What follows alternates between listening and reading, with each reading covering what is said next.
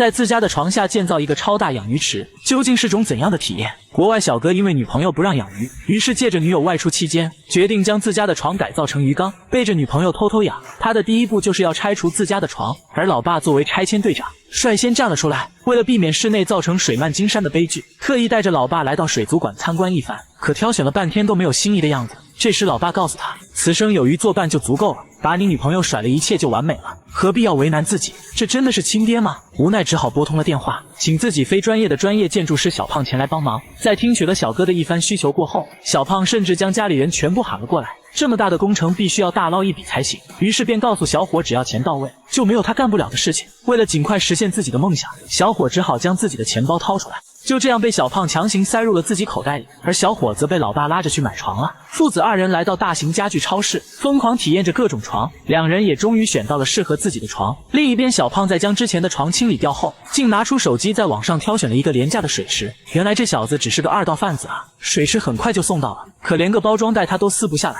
还被整得头都大了。随后就到了安装环节，不得不说这小子钱挣的也太容易了。此时小哥和老爸也将新床搬了回来，然而这两样东西的尺寸明显相差甚远，这也令小伙瞬间暴躁起来。正当他们吵得不可开交时，老爸突然想到了好办法，他是想利用铁锤将墙砸穿，将多余的水池墙塞到另一边去。走投无路的小哥也只好听取了老爸的建议，看样子他真是被小胖和老爸坑惨了，每一下都令小哥无比心疼。女朋友要是看到这景象，非暴揍他一顿不可。而另一边，女友正在商场疯狂购物，只有花钱才会让女人更快乐，不停地选购着自己喜欢的衣服。然而她根本不知道此刻家里发生了什么。与此同时，小哥这边的墙洞也砸好了，之后几人合力将鱼缸推了过去，这也是最理想的效果了。为了避免造成水灾，小哥还要测试一下防水性能，不测不知道，一测吓一跳，险些造成水漫金山的后果。老爸很快就寻找到了漏水点，利用一块胶带完美解决，接着就是要组装床体了。这时小胖掏出了事先画好的设计图，还像模像样的介绍起自己的设计灵感，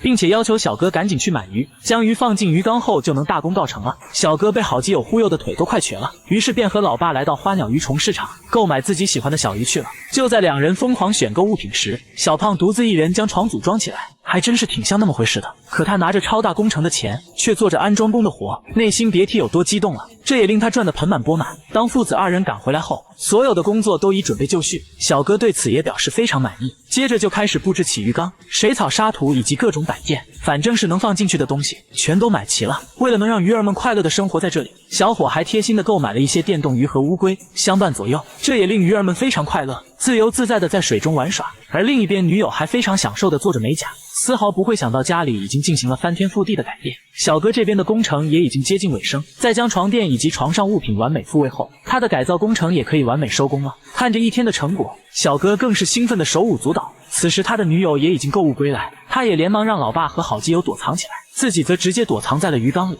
想永远的和鱼儿们生活在一起。当女友进屋后，丝毫没有注意到床下的变化，然而当他爬上床盖上被子后，小哥的鱼缸立刻就显露出来。此时他才意识到床单也太短了。不久后，女友便起身去了趟洗手间，果然不出所料，回来后一眼就发现了床下的鱼缸，并且再次臭骂了小哥一顿。那么问题来了，你们说小哥会迎来怎样的待遇呢？